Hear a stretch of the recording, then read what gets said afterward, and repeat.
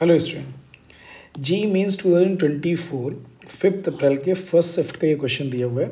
If the constant term in the expansion of 1 + 2x - 3x³ 3/2x² - 1/3 x की whole power 9 is p दिया है, then 108p is equal to.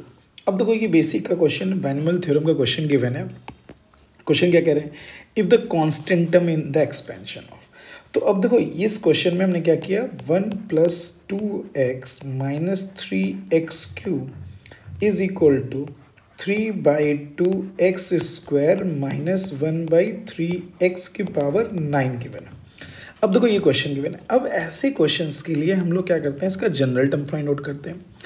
अब देखो इसके general term में, देखो इसमें तो कोई होल पावर है नहीं, ये आपका बाइनोमियल टर्म आ गया। तो ये बाइनोमियल थ्योरम से इसका जनरल टर्म फाइंड आउट कर लेंगे, फिर उससे मल्टीप्लाई करना पड़ेगा।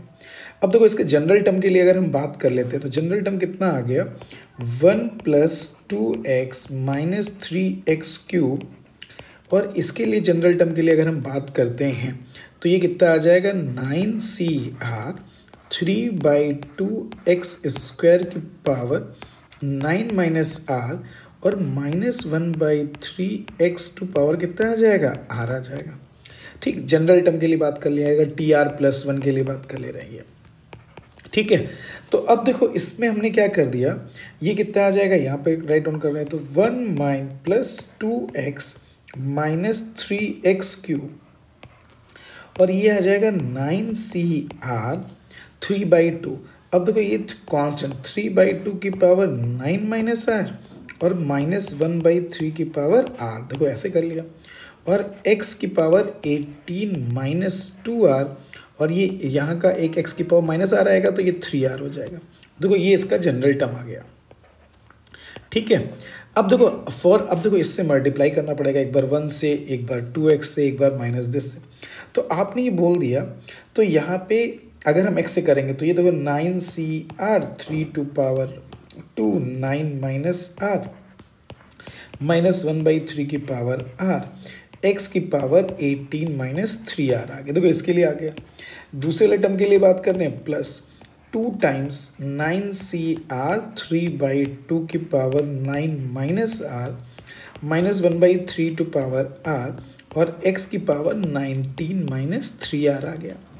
ठीक है, नेक्स्ट वाले के लिए बात कर ले रहे तो माइनस, और ये कितना आ जाएगा, 3 × 9cr, तो ये आ जाएगा 9cr 3/2 to power 9 - r -1/3 to power r और x की पावर 3 से मल्टीप्लाई कर दिया तो 21 - 3r आ जाएगा। देखो ये आ जाएगा। अब आपने बोला फॉर कांस्टेंट टर्म, तो इस वाले के लिए फॉर कांस्टेंट टर्म के लिए बात कर ले रहे हैं। ठीक, कांस्टेंट टर्म के लिए अगर हम बात कर रहे हैं तो इसका मीनिंग 18 - 3r की वैल्यू क्या हो जाएगी, 0, तो r की वैल्यू कितनी आ जाएगी, 6। तो इस वाले के लिए r की वैल्यू ये आ गई। इसके लिए अगर हम बात करते हैं तो 19 - 3r = 0, तो r 19/3 आ गया, जो कि आपका इंटीजर नहीं है तो इससे तो कुछ आएगा ही नहीं।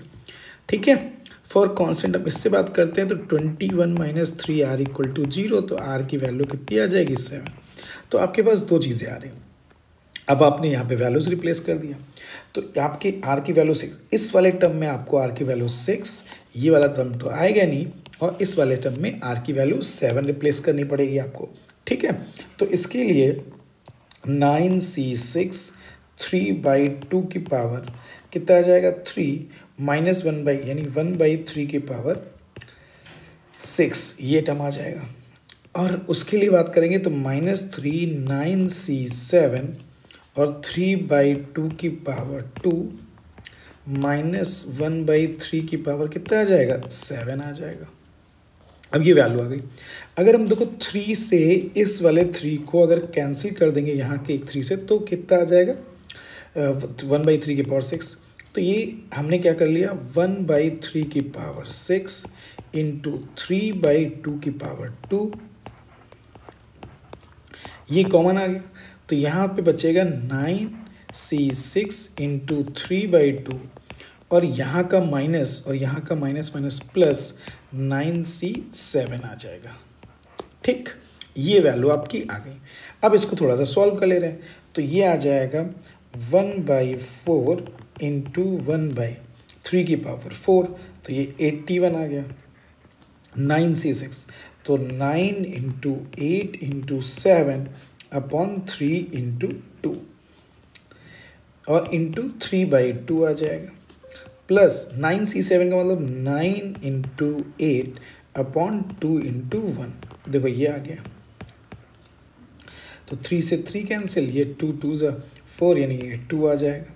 तो अब देखो यहाँ से 9 3 स्क्वायर क्या 9 कॉमन आ गया, और यहाँ से 4 या 2 कॉमन आ रहा है, तो 1/4 इंटू 9, और ये जो वैल्यू आ जाएगी 14 प्लस 4 18 आ गया। तो ये वैल्यू 1882 आ जाएगा।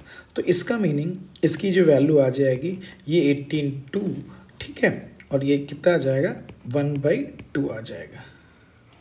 तो ये 1/2 आ गया। अब मुझे किसकी वैल्यू फाइंड आउट करनी है, दिस। तो इसका मतलब पी की जो वैल्यू आ गई 1/2 आ गई। तो आपका जो फाइनल आंसर यहाँ पे आएगा, तो आपको अगर यहाँ पे वैल्यू रख दोगे तो इस means 108p is equal to 56 आपकी, सॉरी कितना आ जाएगा 54। आपकी वैल्यू कितनी आ जाएगी 54। तो final answer is 54। Thank you for watching this.